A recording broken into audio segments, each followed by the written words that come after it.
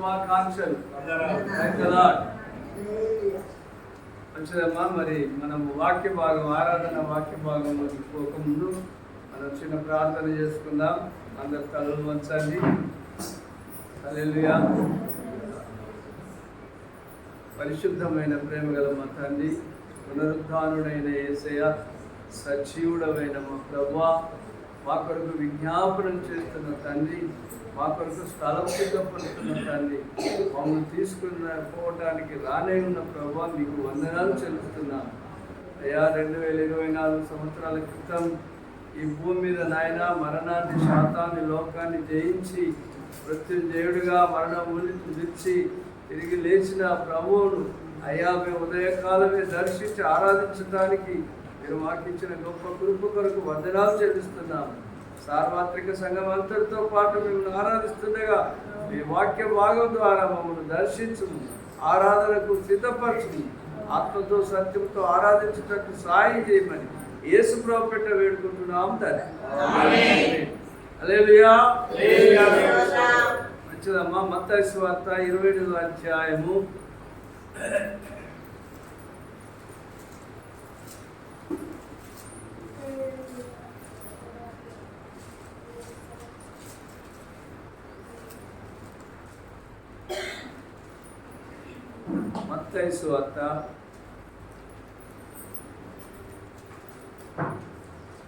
22వ అధ్యాయం 1 నుంచి 7 వచనాల వరకు మనం చదువుకుందాం. మన మధ్యలో మరి కల్పన ఉన్నారు. వారు ఒక వచనం, మనం అందరం ఒక వచనం చదువుదాం. చదువుబిడ్డ. మత్తయి సువార్త 22వ అధ్యాయం 1 నుంచి 7 వచనాలు. విశ్రాంతి దినము గడిచిపోయిన తరువాత ఆదివారమున తెల్లవారుచుండగా మగ్దలేనే మరియయు వేరొక మరియయు సమాధిని చూడవచ్చిరి. ఇదిగో ప్రభువు దూత పరలోకము నుండి దిగివచ్చి రాయిని దొర్లించి దాని మీద కూర్చుంది. అప్పుడు మహాభూకంపము కలిగింది. ఆ దూత స్వరూపము మెరుపు వలె నుండెను. అతని వస్త్రము హిమమంతా తెల్లగా ఉండెను. అతనికి భయపడటం వలన అవలి వారు పనికి చచ్చిన వారి వలన. దూత ఆ స్త్రీలను చూచి, మీరు భయపడకుడి, సిలువ వేయబడిన యేసును మీరు వెతుకుచున్నారని నాకు తెలియను. ఆయన ఇక్కడ లేడు, తాను చెప్పినట్టే ఆయన లేచి ఉన్నారు. రండి, ప్రభు పడుకున్న స్థలం చూసి త్వరగా వెళ్ళి ఆయన మృతులలో నుండి లేచి ఉన్నాడని ఆయన శిష్యులకు తెలియజేయుడి. ఇదిగో ఆయన గలిలయలోనికి మీకు ముందుగా వెళ్ళుచున్నాడు. అక్కడ మీరు ఆయనను చూతురు. ఇదిగో మీతో చెప్పి తిననేను.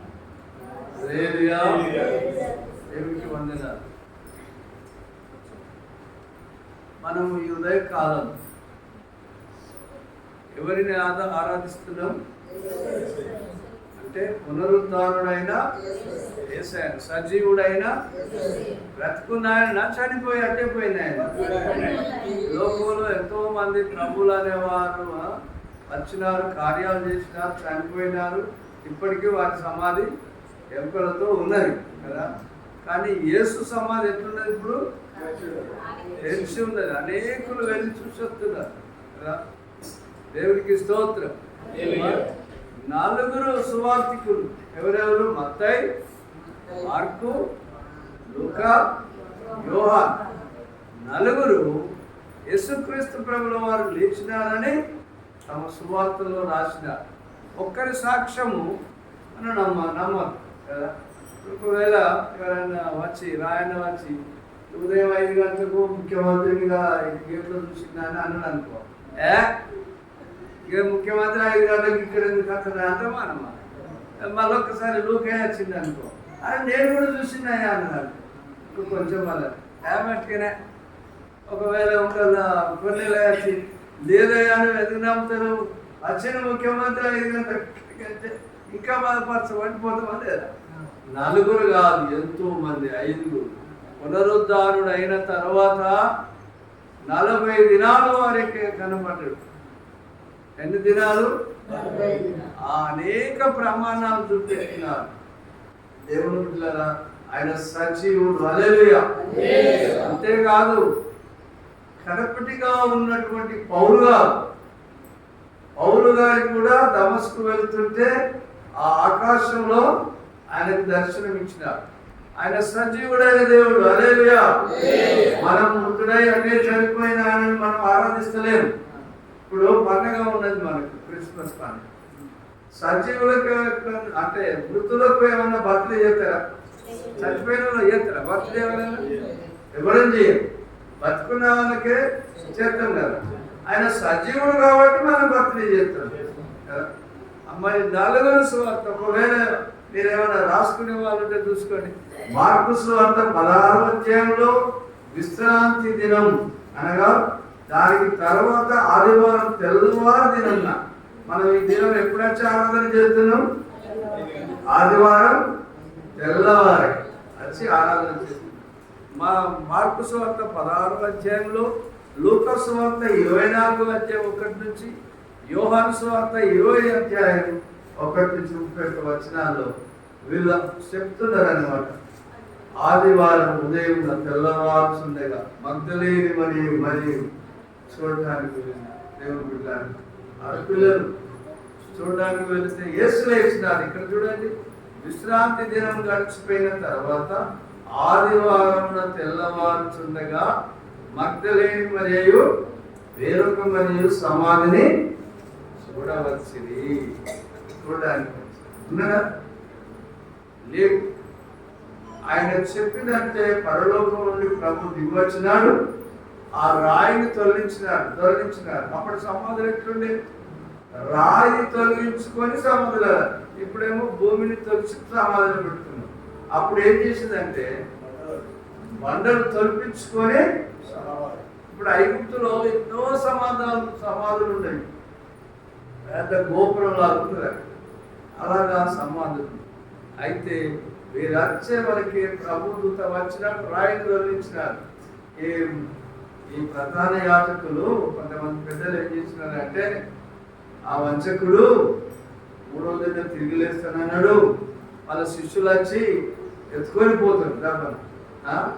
మరి మొదటి వంచన కంటే కడమటి వంచన ఘోరంగా ఉంటుంది. మనల్ని ఇంకా అనేక నిందలు పెడతారు. కాబట్టి రాజా, మీరు ఒక ముద్ర వేయాలి. రాయిని పెట్టి ఏం చేయాలి? ముద్ర వేయాలి. సీలింగ్ చేస్తారు. ఇప్పుడు మన ఓట్లప్పుడు ఏం చేస్తారు? ఓట్లే అన్ని తయారు చేసినాక కాలం వేసి సీల్ చేసి ముద్ర సంతకం చేస్తారు. అది తీసిందని తీసినారు కదా. అలాగే ముద్ర వేయాలని అంటే ముద్ర ఉన్నదా? దేవుడు లేరు, తీసేసినాడు. రాయిని తీసేసి. కావున ఆయన సజీవుడైన దేవుడు. ఆయన ఒక్కడేనా దేవుడు బిడ్డలారా? ఒక మాట అనుకుందాం, మరణించిన వారు తిరిగి లేస్తారా అనేది ఒక ప్రశ్న. ఎవరన్నా లేపిన వాళ్ళు ఉన్నారా? యేసు ఒక్కరు మాత్రమే మరణించిన వారిని లేపినారు. ఎవరన్నా ఉన్నారా చరిత్రలో? ఎవరెవరు లేపినారు? లాజరు లేపినాడు. హల్లెలూయా. ఇంకా విధవరాలు కుమార్తెను లేపినాడు. యాయిరు కుమార్తెను, విధవరాలు కుమారుని లేపినాడు. యాయిరు కుమార్తె లేపినాడు. మరి ఆయన లేపిన దేవుడు ఎవరంటే పునరుత్థానమును జీవమును నేనే. పునరుత్థానం అంటే తిరిగి లేచిన వాడిని నేనే, జీవాన్ని నేనే. ఆయనలో నుండే జీవం వెళ్ళి 4 రోజులు సమాధిలో ఉన్న లాజరు. దేవుని బిడ్డలారా, ఈ రోజులలో కూడా మంచి భక్తిగా ఉన్న వాళ్ళు ప్రార్థన చేస్తే లేస్తున్నాడు. అనేకులు లేపుతున్నాడు. యేసు సమాధి శిలువలో మరణించిన తర్వాత అనేక సమాధులు తెరవబడ్డాయి. చనిపోయిన వారు లేచినారు. తిరిగి చూడ అందరూ ఆ వీధులలో తిరిగినారు. దేవుని స్తోత్రం. హల్లెలూయా. కాబట్టి దేవుని బిడ్డలారా, ఆయన సజీవుడైన దేవుడు. మన దేవుడు ఎవరు? సజీవుడు. మరణాన్ని జయించి తిరిగి లేచిన దేవుని మనం ఇప్పుడు ఆరాధన చేస్తామా లేదా? ఆరాధించడానికి వచ్చిన. ఎందుకంటే వీళ్ళలో లేపిన దేవుడు మనల్ని కూడా ఒక దినం లేపుతాడా? లేపడు. ఎందుకంటే పౌలు గారు చెప్పినారు, మరణ బలం గలవాడేవాడు శాతాను మరణం ద్వారానే జయించటానికి ఆయన మరణించి మూడో దిన తిరిగి లేచినాడు. నమ్ముతున్నామా? హల్లెలూయా. ఆయన తిరిగి లేచిన సజీవుడు. ఆ సజీవుడు ఇప్పుడు ఎక్కడ ఉన్నాడు? ఆయన పరలోకంలో తండ్రి కుడిపార్శ్వన కూర్చొని మన కొరకు జ్ఞాపనం చేస్తున్నాడు. మన కొరకు ఇంకేం చేస్తున్నాడు? స్థలం సిద్ధపరుస్తున్నాడు. తెలుసున్నాడు. మరి మన కొరకు ఆయన తిరిగి రానయ్యున్నాడు పెళ్లి కుమారుడిగా. మనల్ని తన వాక్యం పంపి మనల్ని ఆయన కొరకు పెళ్లి కుమార్తెగా వధువుగా ఆయన సిద్ధం చేస్తున్నాడు. హల్లెలూయా. అలాంటి ప్రభువును మరణాన్ని, శాతాను, లోకాన్ని, పాపాన్ని జయించి తిరిగి లేచిన సజీవుడు ఆయన. ఆయన సృష్టికర్త అయిన దేవుడు. మరి ఆయన ఎందుకొరకు చనిపోయినాడు చెప్పండి? మన పాపముల కొరకు, ఆ పాపముల కొరకు ఆయన రక్తం చిందించి ప్రాణం పెట్టాడు. ఆయన ఎన్ని దినాలకు లేచి చేస్తానన్నాడు? 3 దినాలు లేచిన. సరే, ఒకటి, మన దగ్గరికి ఎవరి ద్వారా స్వార్థ వచ్చింది?